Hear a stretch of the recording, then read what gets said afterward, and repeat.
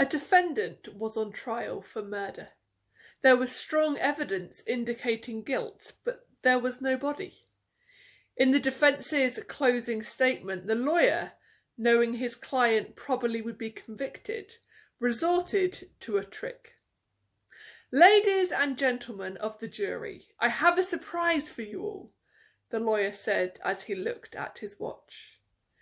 "Within 1 minute, the person presumed dead in this case will walk into this courtroom." He looked toward the courtroom door. The jurors, somewhat stunned, all looked on eagerly. A minute passed. Nothing happened. Finally, the lawyer said, "Actually, I made up the previous statement, but you all looked on with anticipation. Therefore, I put to you that you have reasonable doubt in this case as to whether anyone was killed, and insist you return a verdict of not guilty."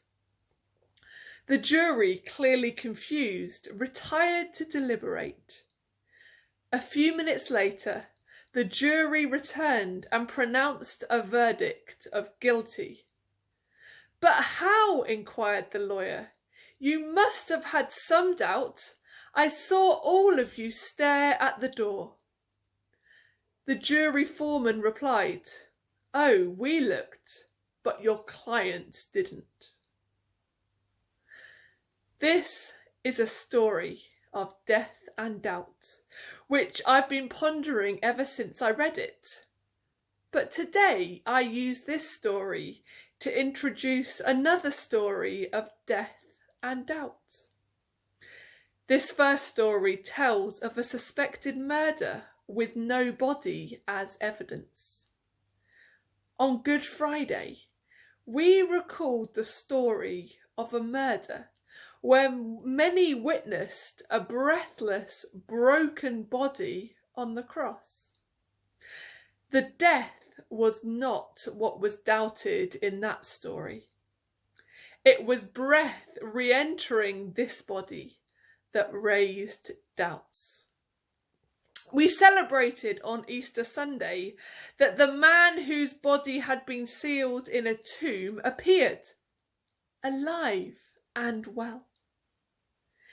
In the Gospels, we read of Mary Magdalene, Joanna, Mary the mother of James, the other unnamed woman, and the disciples encountering the risen Jesus.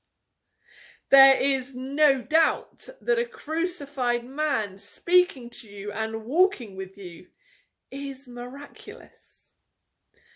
But one man's name has become synonymous with doubt, because he wasn't in the right place at the right time. Thomas simply was not present when Jesus was.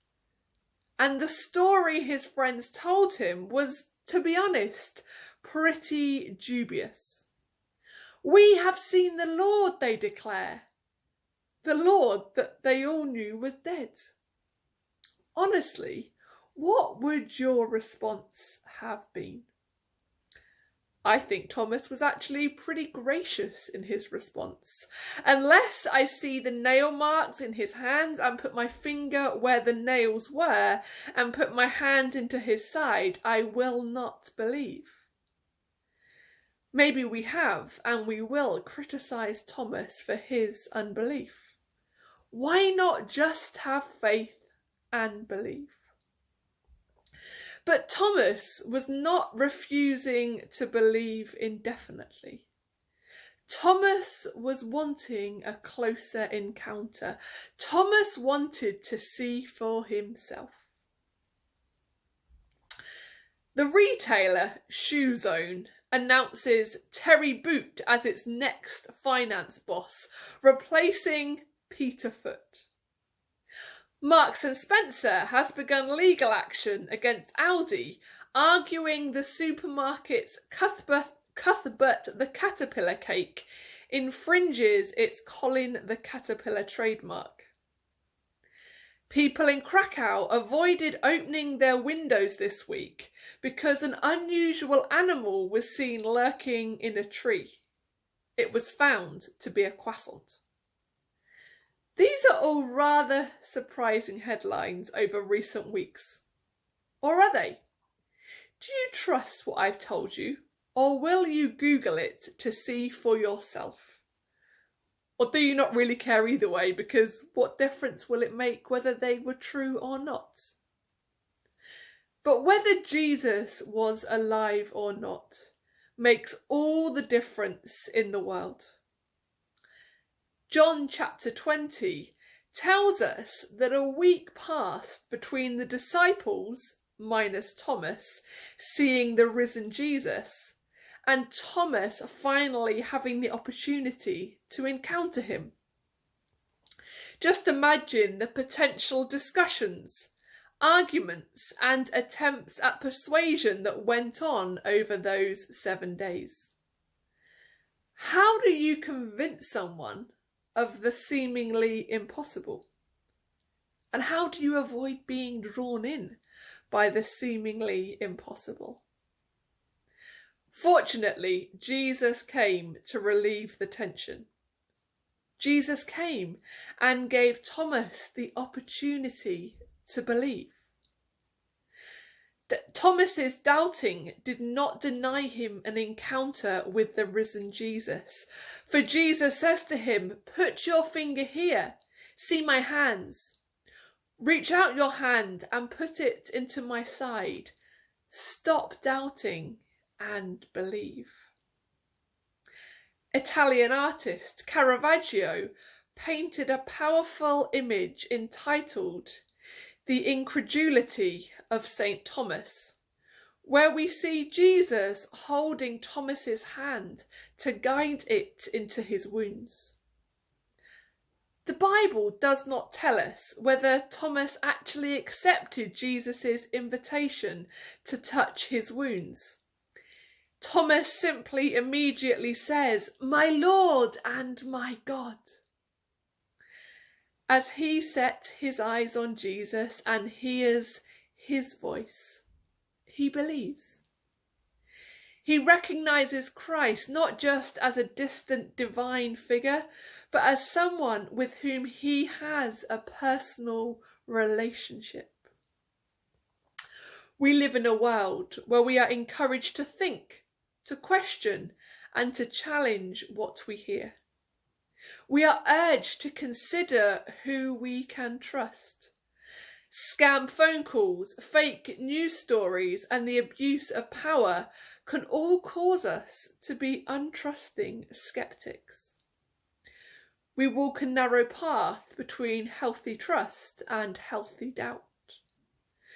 As Jesus says to his disciples, we are to be as wise as serpents and as innocent as doves. Author Anne Lamott writes this: "The opposite of faith is not doubt, but certainty. Certainty is missing the point entirely. Faith includes noticing the mess, the emptiness and discomfort, and letting it be there until some light returns." Our doubting Thomas was not void of faith.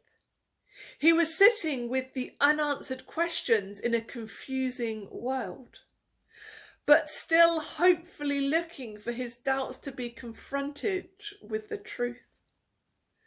And this isn't just Thomas's reality. If we took all the stories of doubt out of the Bible, we wouldn't have much left. We see a God who embraces and accepts our doubts and allows us to honestly grapple with all our thoughts, questions, and uncertainties. Doubt does not have to damage our faith. God can use our doubts to produce a richer faith. Doubt did not blind Thomas's eyes to Jesus. Instead, it opened his heart to respond in awe when he truly encountered Jesus. Jesus goes on to say, Because you have seen me, you have believed. Blessed are those who have not seen and yet have believed. For Thomas to believe, he could not simply rely on the word of the disciples, he had to see for himself. Thomas saw for himself the physical body of Jesus. 2,000 years on, we do not see for ourselves the walking, talking, risen Jesus, yet we can be blessed because we believe. Jesus invites us to see for ourselves.